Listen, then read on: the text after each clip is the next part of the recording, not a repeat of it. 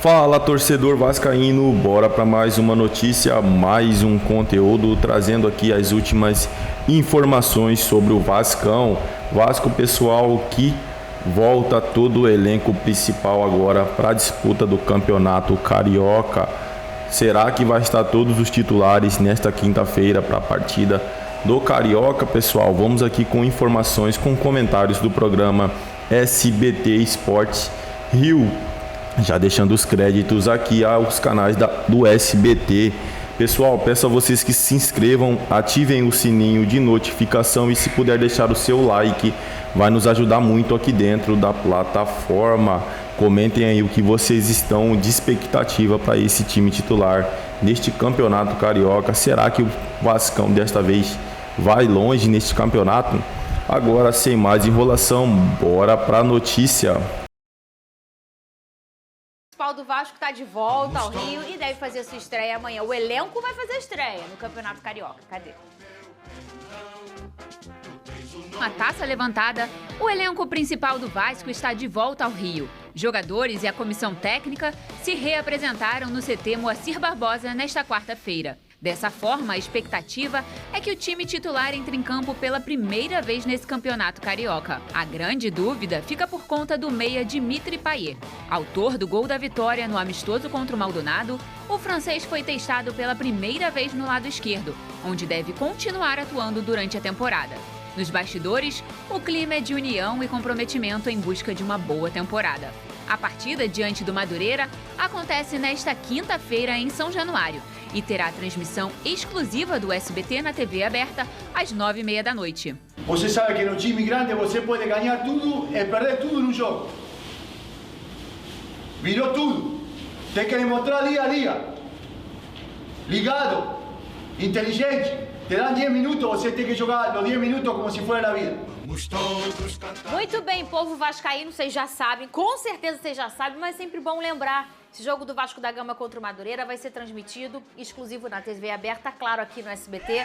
Transmissão com o nosso querido Theo José e comentários do grande Lucas Pedrosa, que sabe tudo de Vasco. O homem que mais sabe de Vasco nesse Brasil. Ô, Lucas Pedrosa, me conta então, como vem esse time? A gente tá falando aí de um time, vai ser o titular, né? Sim. Você já falou que tem um nome forte que não joga amanhã. Vai ser o time titular mesmo? Como vem esse Vasco para encontrar o Madureira? Os principais jogadores serão relacionados, mas o Payet não vai ser titular. Essa é a informação que eu acabei de receber, que eu acabei de apurar. O Vasco da Gama entende esse jogo ainda para poder mesclar, para poder entender um pouco mais, usar um pouco de jogadores que estavam jogando Carioca também e vão mesclar com esses atletas que estavam no Uruguai. E aí a opção pelo Payet, pelo menos no banco de reservas, ele não vai ser titular, é uma opção da comissão técnica, é um primeiro jogo, a gente sabe que daqui a pouco tem o Vasco e Flamengo, ele jogou 140 minutos lá na pré-temporada no Uruguai, então é uma minutagem boa para o início de temporada, então nesse primeiro momento ele deve ser preservado. Acho que o Verratti, pelo que eu pude apurar, vai ser titular, o David também. E aí a outra pergunta que a torcida sempre me faz. E o Orediano, Pedrosa? Sim, Hoje haverá uma conversa entre a comissão técnica e o jogador para saber se ele quer fazer parte dos planos ou não. Porque a partir do momento que o Vasco vai começar a usar o time principal, digamos assim, um time que vai ser usado na temporada, e ele não quer mais ficar, aí não faz sentido você usar esse jogador como opção. Antes da viagem para o Uruguai, ele verbalizou ele não queria ficar. Que não queria ficar. Não queria ficar, o jogador já estava com tudo definido na cabeça dele, só que ele jogou esses 2 jogos, ele foi muito bem, ele ganhou o carinho da torcida, ele até mostrou um espírito diferente, então hoje haverá provavelmente a última conversa em relação a essa situação para saber se o Orediano quer continuar no Vasco ou não. Se ele quiser continuar, ele vai ser utilizado amanhã. Ô, Vene, esse é um lugar muito delicado em relação ao Orediano. E aí a gente fica só olhando o lado esportivo, o lado vascaíno torcedor, que não querem saber, e tá certo, porque ele, uma contratação que foi cara, foi a mais cara do ano passado? Foi a mais cara. Foi a mais cara do ano passado. Foi a mais cara. A mais cara do ano passado, o Vascaíno criou uma expectativa e não alcançou. Mas a gente percebe que o problema do Orediano não é o Vasco. Ele não se ambientou. Dá para perceber que ele ficou meio que deslocado. E quando chega o Ramon e você começa a entender o coletivo do Vasco da Gama, isso ficou mais notório. Ele teve também problemas com lesão, e foram muitas. E no final do ano teve aquele problema de comunicação em relação a como ia ser o retoque da lesão e tudo mais. Então, assim, é um jogador que eu acho que, se ele, por algum momento, pensa em dizer pro Ramon assim, não sei se eu quero, eu falaria, então vai. Não. É melhor não forçar. Duas coisas. O Orellano, pelo que eu tenho de conversa com pessoas que convivem com ele, entre aspas, dizem que ele é um jogador extremamente introvertido. Ele não sai de casa, ele não gosta de sair para jantar, ele fica o tempo todo em casa, na sua residência. Não tem amigos jogando lá? videogame. É um cara que não tem relação com ninguém. Isso aí já dificulta a adaptação dele, mesmo com os gringos, né, do Vasco da Gama, ele não tem uma relação próxima. Isso dificulta a adaptação. Sobre o interesse dele em querer ficar ou não, a gente tem que lembrar que hoje ele é jogador do Vasco. Se ele virar para a comissão técnica e falar, não, eu quero ir embora, o Vasco tem que virar para o jogador e falar o seguinte, então o seu empresário traga uma proposta para a gente. Porque hoje você é jogador do Vasco, a gente entende que você é um jogador importante, enquanto não tem uma proposta para você sair, você tem que representar a camisa do Vasco, o salário que você recebe em dia e entrar em campo caso a comissão técnica queira que ele entre em campo. Porque a gente não pode normalizar uma situação como essa. Eu critico os brasileiros que vão para fora. Aí bate um ano de contrato, assinam 5 anos de contrato. Bate um ano, não me adaptei, quero voltar ao Brasil. Então preciso ser coerente. Entendo o Orellano, ele não está feliz aqui no Brasil, mas ele tem contrato com o Vasco está pagando em dia, não é isso, Pedro? Sim. O Vasco está pagando salário em dia, então não vejo motivo de ele não entrar em campo.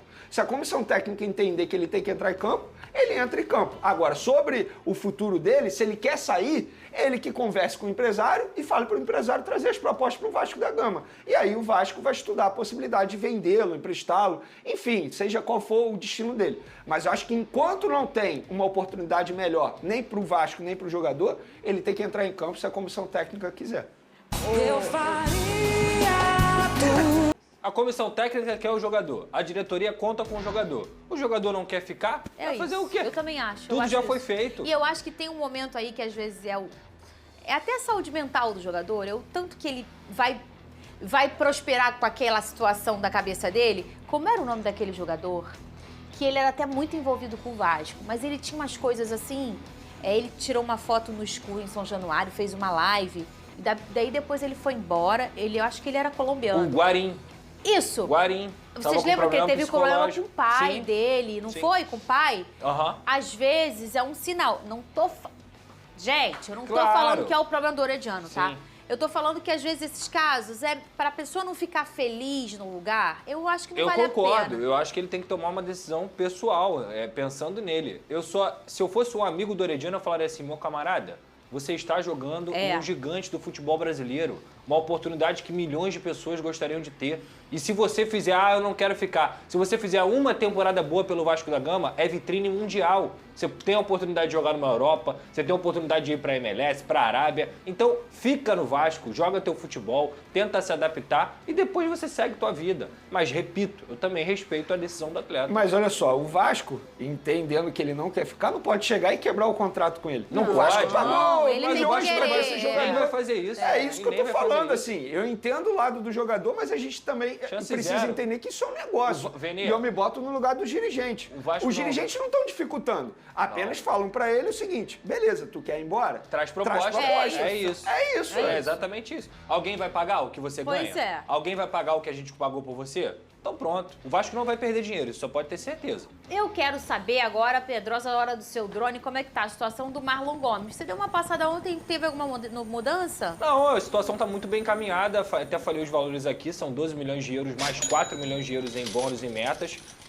O Marlon já aceitou a proposta, o Vasco está em trâmites aí finais para poder concretizar essa negociação. Como a gente sempre fala aqui, se não está assinado não tem como falar que está certo, mas eu diria que está muito bem encaminhado para o Marlon ser vendido para o Shakhtar. Muito bem, então quinta-feira, o famoso amanhã. Nós não teremos Lucas Pedrosa no estúdio no programa, porque ele já estará em São Paulo, já estará fazendo a transmissão. O Campeonato Carioca com o Vasco da Gama na TV aberta, exclusivo aqui na tela do SBT. Comentários do nosso querido Lucas Pedrosa, o homem que mais sabe de Vasco nesse Brasil. E a narração do grande Theo José. Vai ser um jogão com a volta aí do time do Uruguai, provavelmente a maior parte aí do Vasco com os titulares. E o comentário desse homem, ele vai transformar o jogo feio num jogo bonito, Veneza. Se não tem o Payet, tem o Pedrosa. A gente vai tentar. A sorte é essa, porque imagina, sem Payet, É complicado, mas pelo menos sem o né, Pedrosa. Vou lá assistir o Pedrosa. 9:30. Uma informação rápida pra galera que eu tenho certeza que tá perguntando. E os reforços, Pedrosa? E os reforços?